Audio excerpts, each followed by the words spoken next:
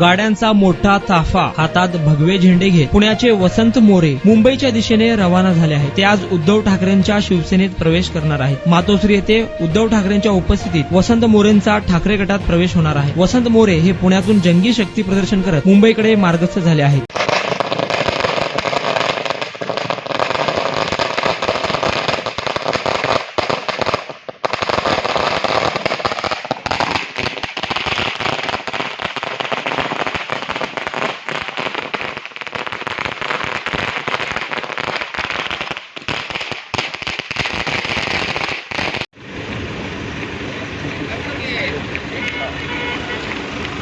गाडी बघा.